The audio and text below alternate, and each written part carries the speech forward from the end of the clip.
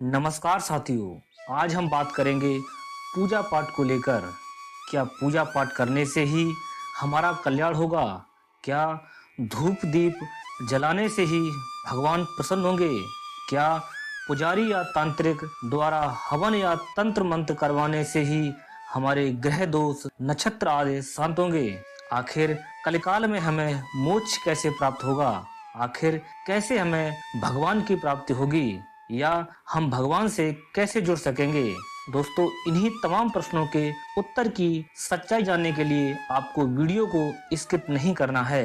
अगर आप चैनल पर नए हैं तो सनातन से जुड़ी सच्ची जानकारियां प्राप्त करने के लिए वीडियो को लाइक और चैनल को सब्सक्राइब अवश्य कर देना। दोस्तों, रामचरितमानस में गोस्वामी तुलसीदास जी कहते हैं कि कलयुग केवल नाम आधारा, सुमिर सुमिर नर उतरहि पारा।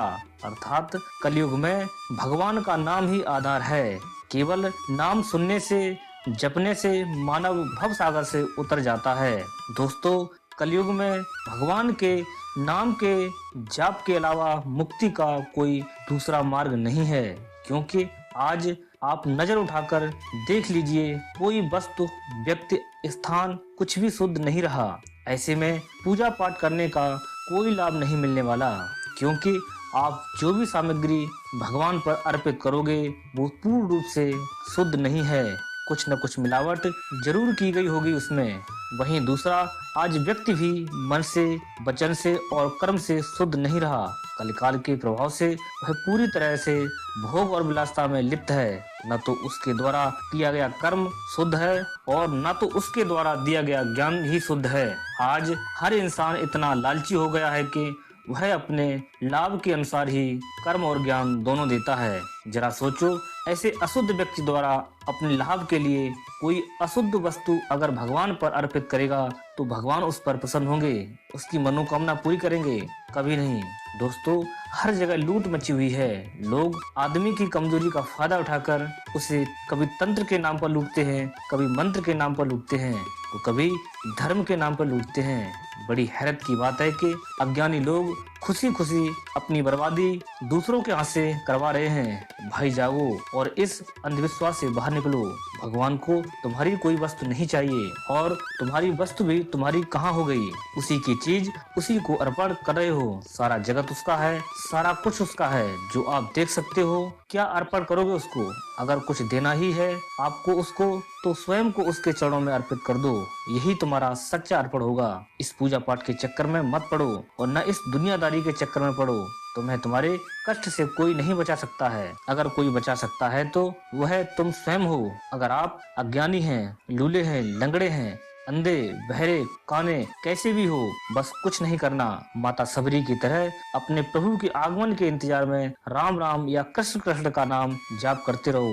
यकीन मानो, कोई आए ना आए, परंतु ये अवश्य किसी न किसी रूप में आएंगे और आपकी सहायता करेंगे। दोस्तों, मैं पूजा पाठ या अन्य कार्यक्रमों का विरोधी नहीं हूँ, पर मुझे इतना पूर्ण ज्ञात है कि ईश्वर को यह सब कुछ नहीं चाहिए। उसको तो आपका सच्चा भाव तथा कोमल हृदय चाहिए।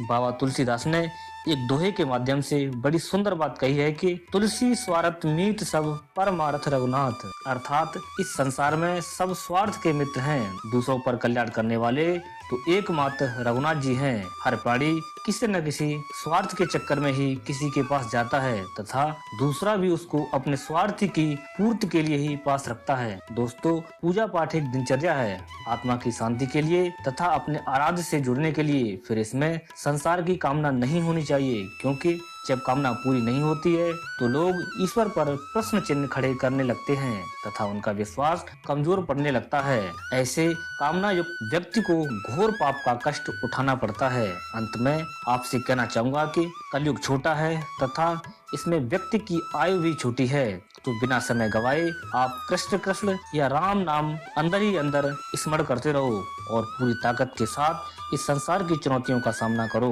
राम नाम की रस्सी लेकर कूद पड़ो इस भवसागर में। जितना गहरा जाना चाहते हो इस संसार रूपी भवसागर में जाओ, मगर राम नाम की रस्सी मत छोड़ना। यकीन मानिए, कोई पाप नहीं लगेगा, कोई पतन नहीं होगा। रघुनाथ जी सब स्वयं संभाल लेंगे। दोस्तों, अगर जानकारी अच्छी लगी हो तो वीडियो को लाइक कर ज्यादा से ज्यादा शेयर करें और जुड़े रहें हमारे साथ। जय श्री राम।